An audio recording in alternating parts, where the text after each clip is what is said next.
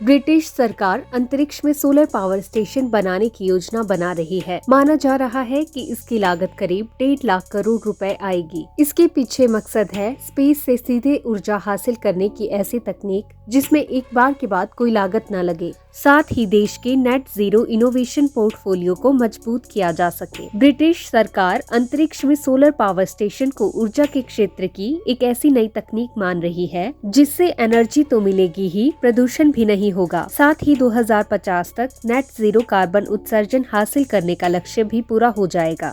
लेकिन मुद्दा ये है कि अंतरिक्ष में ये सोलर पावर स्टेशन काम कैसे करेंगे, इनसे किस तरह का फायदा मिल सकता है या फिर नुकसान हो सकता है। अंतरिक्ष से सौर ऊर्जा को जमा करके उसे धरती की तरफ ट्रांसफर करने वाले स्टेशन को अंतरिक्ष में स्थित सोलर पावर स्टेशन कहते हैं।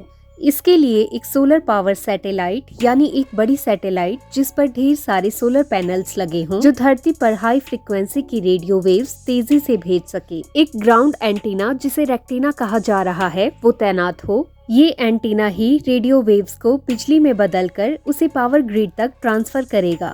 अंतरिक्ष में सोलर पावर स्टेशन को लगातार सूरज से ऊर्जा मिलती रहेगी। रात होने या मौसम बदलने का नुकसान नहीं होगा, यानी जमीन की तुलना में लगातार ज्यादा ऊर्जा का संरक्षण, जबकि धरती पर सौर ऊर्जा से सिर्फ दिन में बिजली पैदा की जा सकती है। साल 2050 तक पूरी दुनिया में ऊर्जा की मांग 50% बढ़ने वाली है। अंतरिक्ष में सोलर पावर स्टेशन बनाने से बिजली उत्पादन की किल्लत, लागत, प्रदूषण और खर्च से राहत मिल जाएगी। अंतरिक्ष में सोलर पावर स्टेशन एक मॉड्यूलर डिजाइन पर आधारित होगा, जिसे धरती की कक्षा में रोबोट्स जोड़ेंगे।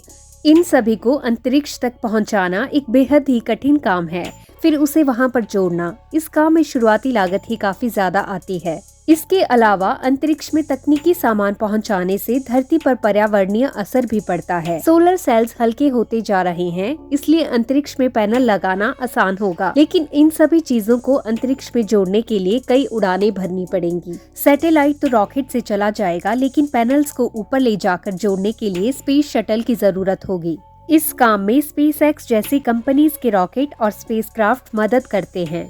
इनकी वजह से लॉन्चिंग की लागत भी कम आएगी। चलिए मान लेते हैं कि इंसानों ने अंतरिक्ष में सोलर पावर स्टेशन बना लिया। इसके बाद भी कई तरह की चुनौतियों का सामना करना होगा, जैसे सोलर पैनल्स को अंतरिक्ष के कचरे से टूटने और खराब होने की आशंका बनी रहेगी। धरती की तरह सोलर पैनल्स को वायुमंडलीय सुरक्षा कवच नहीं मिलेगा, इससे वो भयानक सोलर रेडिएशन का शिकार होंगे। वो जल्दी ही खराब हो सकते हैं।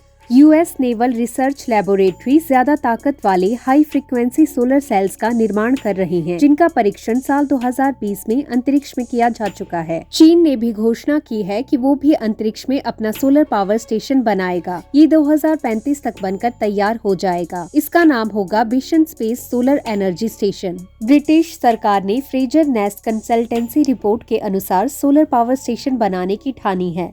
ब्रिटिश सरकार का सोलर पावर स्टेशन के सैटेलाइट का व्यास 1.7 किलोमीटर होगा। इसका वजन 2000 टन होगा। इसके टेरेस्ट्रियल एंटीना का फैलाव जमीन पर 6.7 से 13 किलोमीटर तक हो सकता है। यहीं पर सैटेलाइट से आने वाली high frequency radio waves receive की जाएंगी। सैटेलाइट अंतरिक्ष से 2 गीगावाट ऊर्जा डिलीवर करेगा, जबकि इंग्लैंड में सालाना जमीन पर पैदा होने वाली बिजली 76 गीगावाट है। कुल मिलाकर मामला ये है कि इस प्रोजेक्ट में शुरुआती खर्च, रिसर्च, तकनीक और मेहनत बहुत ज्यादा है। इससे फायदा धीरे धीरे होगा। अगर सब सही रहा तो इस स्टेशन को 2040 तक शुरू करने की योजना है।